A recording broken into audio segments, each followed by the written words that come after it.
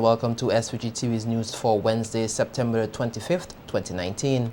I am Bhavin Oliver with the details. Minister of National Mobilization Frederick Stevenson today dismissed claims that a 10-year-old recently gave birth at the Milton Cato Memorial Hospital. At a news conference, Minister Stevenson said that upon hearing the reports, inquiries were made which proved that there was no such case.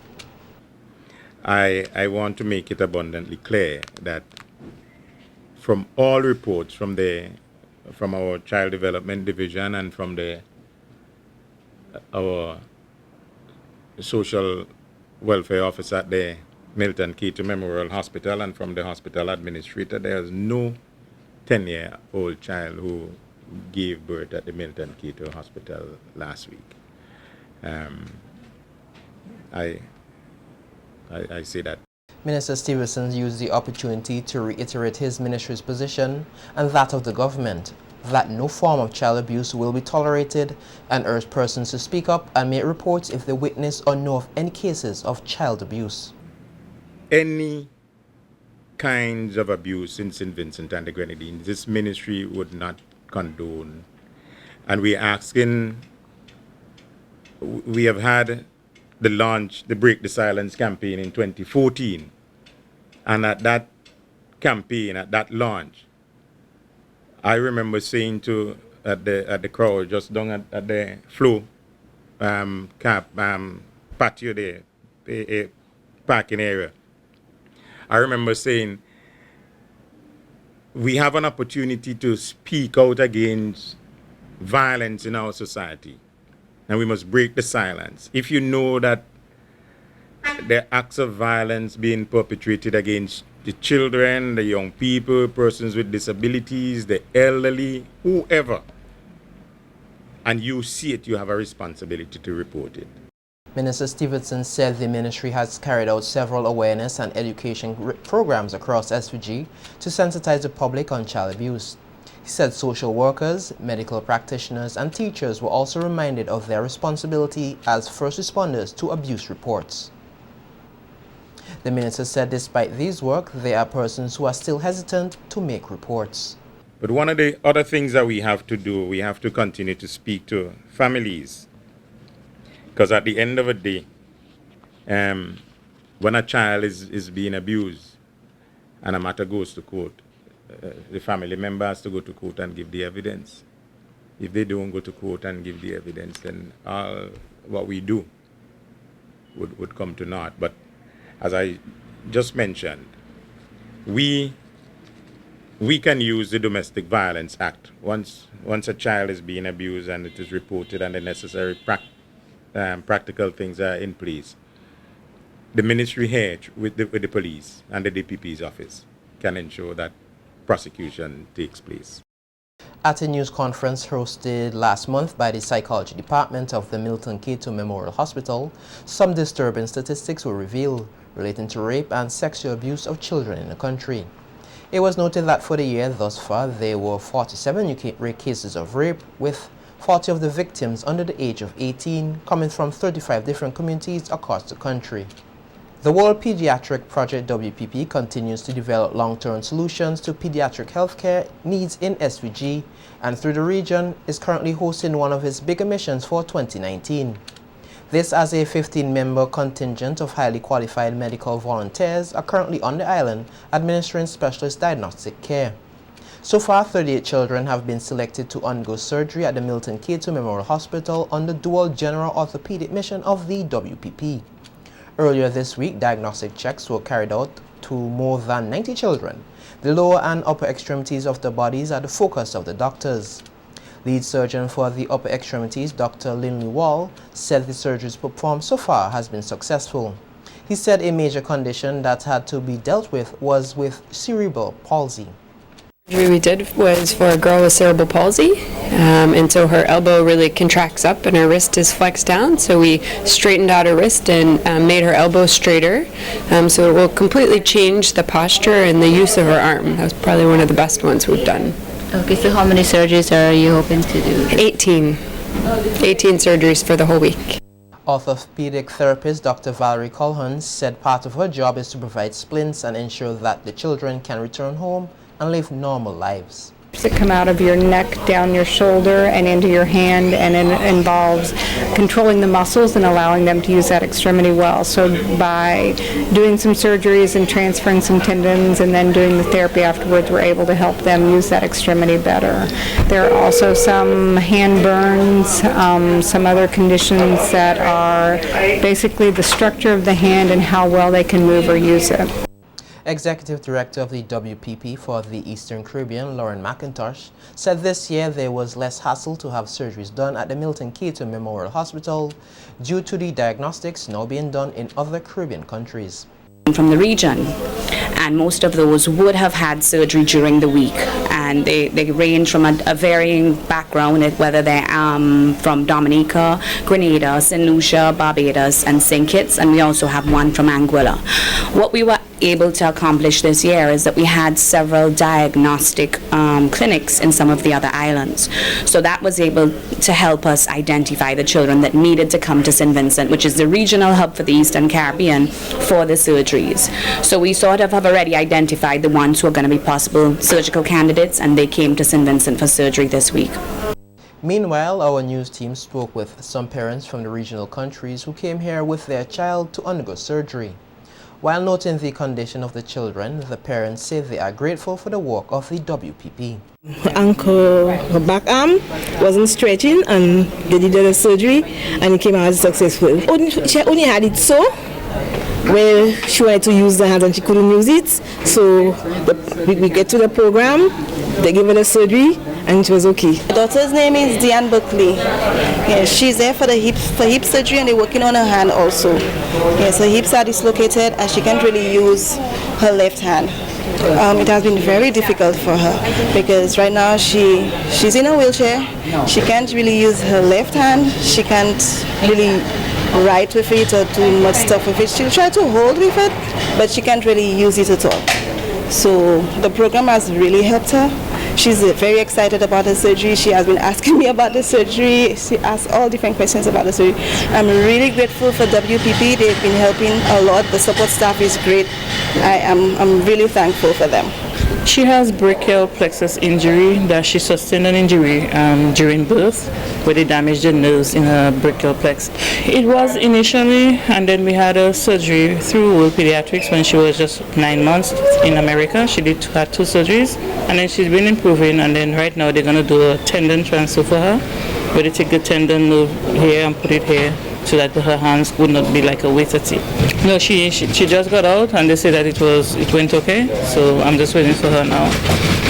The surgeries will be completed on Friday, after which the patients will return to their respective countries pending therapy. This year, the WPP planned 15 missions to SVG. A urology mission is expected next month. The 55-year-old farmer of Barra who received a chop wound yesterday at Goss across his abdomen, which caused his intestines to be exposed, is said to be in stable condition at the Georgetown Medical Center. A report from the police said the 55-year-old farmer and another farmer, both of the same address, had an altercation during which time he was chopped across the abdomen with a cutlass. The police say the virtual complainant was rushed to the Georgetown Medical Center where he underwent surgery. The accused, a 54-year-old farmer, is in custody assisting the police with their investigations. The benefits of a proper dental health care, which include regular visits to the dentist, were highlighted at a fair hosted today by the Dental Health Services of SVG as part of activities to commemorate Dental Health Week. At the fair, which was held under the theme Saving Smiles, Healthy Body, Better Sweets, Better Smiles, Better Life, persons got the opportunity to examine the tools used by dentists to perform various dental procedures and were provided with information related to their oral and dental health, including the negative effects of sweets and the natural alternative they can consume. Acting Senior Dental Surgeon Dr. Brendan Richards said while oral diseases are prevalent among children, they can also affect adults. Hence, it is important for everyone to take proper care of their dental health. So we have to zone in on our kids and make sure that they brush at least twice a day on mornings, after breakfast, and then just before going to bed in the night. It is so critical because during the day we are always talking, the tongue is always moving around, so the bacteria in the mouth tend not to get to really settle themselves properly. And most bacteria, they don't act like viruses. They don't infect immediately. They are there and they gather themselves, they form little bands like companies, and when the place is quiet, they're able to proliferate, multiply very quickly, and then start causing disease. In the night, when the mouth is asleep, when the tongue is resting, there's no speech, there's no eating or chewing, no movement to disturb them. Then is when the bacteria really get active, and if there's scraps and pieces of food left between the teeth and gums, they will use these as source of nutrients and start causing mouth disease. So we're encouraging our children to brush, especially before bedtime, at least 2 times a day, and to definitely make your visit at the dentist, whether it be Dental health visits help to ensure dental hygiene is maintained, and Dr. Richards explained why such visits are so important. We should visit our dentist whether or not we have a reason to. We should be visiting at least 2 times a year, one in the first half of the year and the other in the second half, for general checks, just to make sure that everything that is normal remains normal. So we're going in for general checks and for little cleanings that can keep us up to standard, up to oral hygiene standards. For other reasons, you may need to check the dentist if there's a tooth that is defective. If there's a filling that is defective, you might need to have that restored. If there's a case that's an infected tooth that's causing more problems, and keeping it in would be more problematic than removing it, then you would have to remove that tooth, because you are more important than the tooth itself.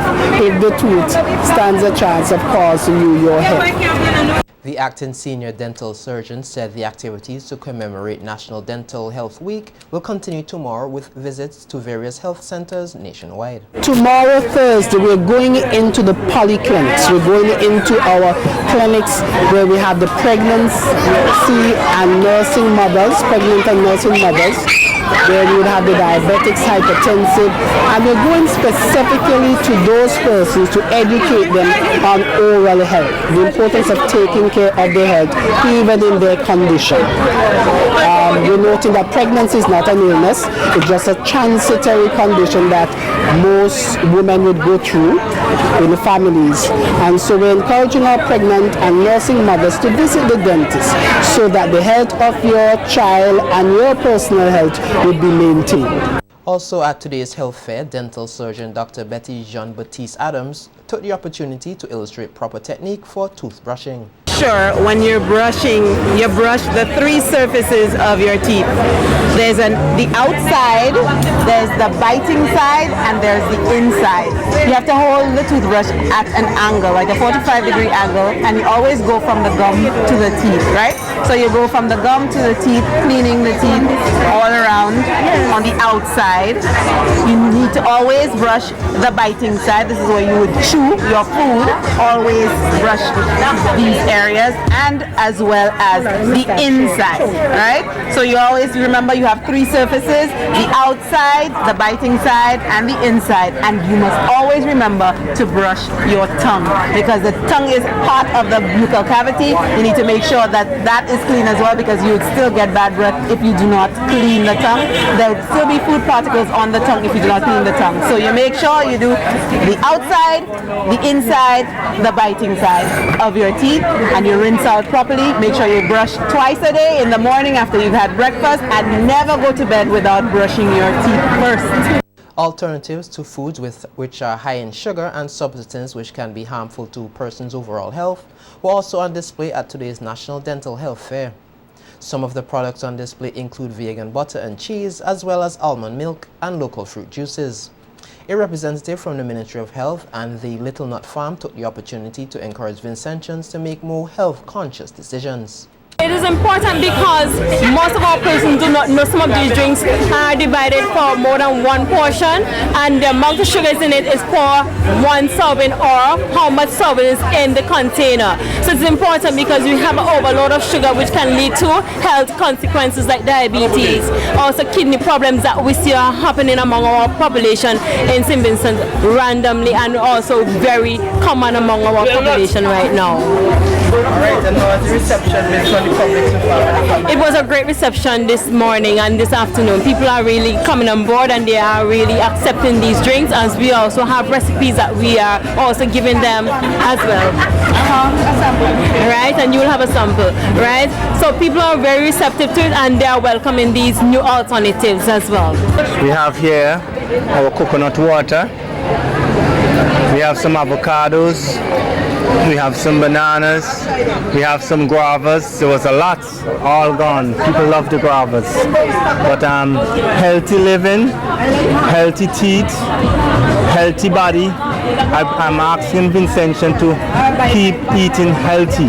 There are few of us who are diverting from being healthy or eating healthy, right? Let's continue to eat healthy to promote a better life for St. Vincent. The St. Vincent and Grenadines Girls Guides Association will host a Vinci Food Fair this Friday under the theme 40 Things Vincentians Eat. The food fair is one of several activities being hosted by the association in celebration of SVG's 40th anniversary of independence. At the fair, which will be held at the Girls Guides headquarters at Level Garden, Girls Guides from across SVG will showcase and sell local foods, fruits and juices. A culture package presentation will also be made by the Bim Bim Packs, Brownies Guides Packs, Girl Guides Companies and Ranger Guides Unit from 3:30 p.m. to 4:30 p.m.